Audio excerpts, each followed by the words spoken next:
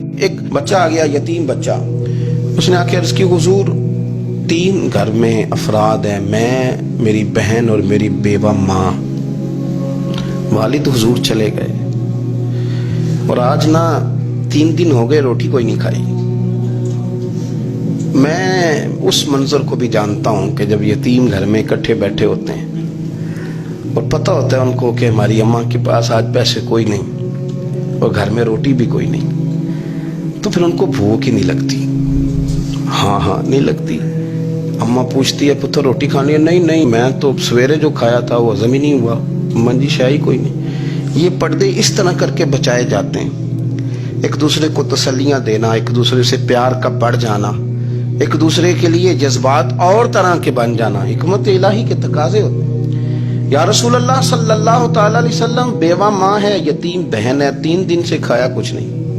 قربان جائیں وہ گھر جہاں سے کائنات کھاتی ہے ساری. حضور نے فرمایا بلال جا نہ جا کے ساری ازواج مطہرات سے پوچھ گھر میں کیا ہے. حضرت بلال کہتے ہیں میں سارے گھاری پوچھ آیا، ٹٹول آیا، ٹوٹل 21 کھجوریں نکلی. یہ 2 جہاں کے شاہ ہیں اور پاس کچھ رکھتے نہیں. 2 جہاں کی نعمتیں ہیں، ان کے خالی ہاتھ میں حضور کے سارے گھر کو میں ڈھونڈ 21 کھجوریں نکلی تو لا کے میں نے پیش کر دی، تو حضور نے ڈائریکٹ اس کو نہیں دی، نبی پاک نے اپنے ہاتھ پہ رکھ لی. اور کہتے ہیں پھر حضور نے نا اپنا منہ مبارک قریب کیا کھجوروں کے. صحابہ خود فرماتے ہیں کہ یہ جو حضور نے منہ مبارک قریب کیا ہے نا، تو نبی پاک برکت کی دعا کر رہے تھے. 21 کھجوروں پہ برکت کی دعا ہوئی. حضور نے اس بچے کو بلایا، تھپکی دی، فرمایا لے جا 7 تیری 7 تیری بہن کی. انہیں معمولی نہ سمجھنا ہو تو حضرت بلال کہتے ہیں حضور 3 بھی دے دینا کبھی تو 30 سال ختم ہی نہیں ہوتی.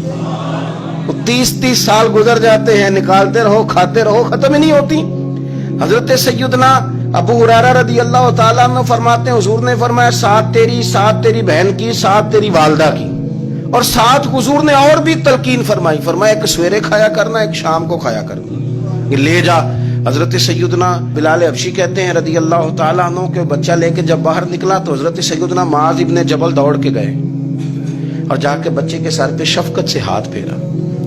کا فکر نہ کرنا، رب کریم تجھے بہترین سرپرست عطا کرے گا، پتر پریشان نہ ہونا، اللہ تیری مدد کرے گا. صرف حوصلہ دیا، سر پہ دست شفقت پھیرا. بچہ چلا گیا تو حضور نے فرمایا معاذ ادھر آؤ نا ذرا. یا رسول اللہ حکم ہو. فرمایا کس چیز نے تمہیں اٹھایا بچے کے سر پہ ہاتھ رکھنے کے لیے؟ کس نے تمہیں کہا؟ کس چیز نے تمہیں اٹھایا جو تم بچے تک پہنچ گئے؟ عرض کی یا رسول اللہ وہ جو میرے دل میں اللہ نے یتیم کے لیے رحمت رکھی ہے نا، اس نے مجھے اٹھایا تھا. اور میں نے جا کے اس کے سر پہ دست شفقت پھیرا تو حضور فرمانے لگے سن پھر، جو کسی یتیم کے سر پہ خالی ہاتھ بھی پھیر دے، جتنے بال اس کے ہاتھ کے نیچے آئیں گے نا، رب اتنی خطائیں معاف کرے گا، اتنی نیکیاں دے گا، اتنے درجے اس کے بلند کر دے گا. خالی دست شفقت ہی پھیر دے. دینا دلانا تو بعد کی بات ہے، اس کا خیال رکھنا. تو یہ جو ہمارے مدارس ہیں نا، ان میں اکثر بچے غریب ہوتے ہیں، لیکن کچھ بچے تگڑے گھروں کے بھی ہوتے ہیں، مالدار گھروں کے بھی ہوتے ہیں. اس میں اگر کوئی ایسا بچہ آ بھی جاتا ہے نا جو یتیم ہے، کمزور ہے، تو وہ اپنے آپ کو محسوس نہیں کرتا کمزور، کیونکہ وہ یہ نہیں سمجھتا کہ میں یتیم خانے میں آیا ہوں. اس کے ذہن میں مائنڈ سیٹ یہ ہوتا ہے کہ میں مدرسے میں آیا ہوں اور میں پڑھنے کے لیے آیا ہوں. اور چونکہ وہ کچھ وزادار بچے، مالدار بچوں کے ساتھ وقت گزارتا ہے، اسی دسترخوان پہ بیٹھ کے کھاتا ہے، اسی کلاس میں سب کے ساتھ بیٹھ کے پڑھتا ہے، تو اس کی عزت نفس مجروح ہونے کی بجائے طاقت پکڑتی. وہ برابری کی سطح پہ جب آتا ہے تو اسے محسوس ہوتا ہے کہ مجھے عزت دی جا رہی. اس لیے مدارس اسلامیہ میری نظر سب سے مضبوط جگہ ہیں جہاں مساکین کی، یتیموں کی، غریبوں کی صحیح معنوں میں کفالت بھی ہوتی ہے.